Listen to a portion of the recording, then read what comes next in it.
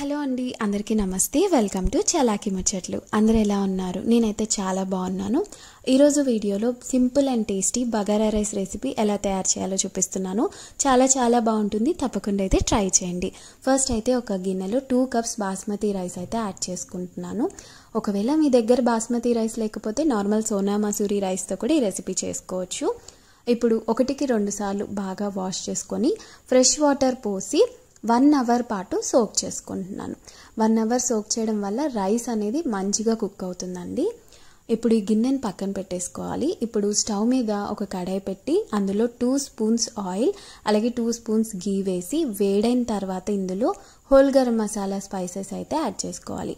లవంగాలు, షాజీరా, ఇలాచీ, బిర్యానీ ఆకు, స్టార్ యానెస్, అలాగే స్టోన్ ఫ్లవర్, బ్లాక్ ఇలాచి ఉంటే ఏ గరం మసాలా ఉంటే ఆ గరం మసాలా అనేది యాడ్ చేసుకొని ఫ్రై అయిన తర్వాత ఇందులో 2 మీడియం సైజ్ ఆనియన్స్ని ఇలాగా పొడవుగా చాప్ చేసుకొని యాడ్ చేసుకోవాలి. అలాగే 3 పచ్చిమిర్చి, కొద్దిగా కరివేపాకు వేసి ఫ్రై చేసుకోవాలి. ఒకవేళ మీకు కరివేపాకు ఫ్లేవర్ ఇష్టం లేదు అంటే కనుక స్కిప్ చేసేయొచ్చండి. ఒకసారి మిక్స్ చేసేసుకొని మూత పెట్టేసి ఆనియన్స్ని సాఫ్ట్గా కుక్ అయ్యే వరకు కుక్ చేసుకోవాలి. ఇప్పుడు మూత తీసి చూద్దామండి. చూసారు కదా, సాఫ్ట్గా కుక్ అయిపోయాయి ఆనియన్స్ అనేది. ఇప్పుడు ఇందులో ఫ్రెష్గా రుబ్బుకున్న 1 టేబుల్ స్పూన్ అల్లం వెల్లుల్లి పేస్ట్ వేసి పచ్చివాసన పోయే వరకు ఫ్రై చేసుకోవాలి. ఇప్పుడు పచ్చివాసన పోయింది కదండి. ఇప్పుడు ఇందులో ఒక గుప్పెడు పుదీనాకు, గుప్పెడు కొత్తిమీర వేసి షాహీ బిర్యానీ మసాలా వేసుకోవాలి. ఒకవేళ మీ దగ్గర ఇది లేకపోతే నార్మల్ గరం మసాలా కూడా యాడ్ చేసుకోవచ్చు. బట్ షాహీ బిర్యానీ మసాలా వేయడం వల్ల టేస్ట్ బాగుంటుంది అనమాట. ఈ మసాలా కూడా కొంచెం ఫ్రై అయిపోయిన తర్వాత మనం ఫస్ట్ సోక్ చేసి పెట్టుకున్న రైస్ అనేది ఇందులో యాడ్ చేసుకొని మీ రుచికి సరిపడా ఉప్పు వేసి రైస్ అనేది విరిగిపోకుండా జాగ్రత్తగా కలుపుకోవాలి. ఇలా కలుపుకోవడం వల్ల రైస్ అనేది పొడిపొల్లాడుతూ వస్తుందన్నమాట. ఇలా మసాలాలన్నీ రైస్కి పట్టే వరకు ఒక 5 మినిట్స్ లో ఫ్లేమ్లో పెట్టి ఫ్రై చేసుకోండి. ఇలా ఫ్రై అయిన తర్వాత ఇందులో వాటర్ అయితే యాడ్ చేసుకోవాలి. మనం 2 కప్స్ బాస్మతి రైస్ తీసుకున్నాం కదండి, ఇక్కడ 3 కప్స్ వాటర్ అనేది యాడ్ చేసుకొని సాల్ట్ అనేది చెక్ చేసుకోండి.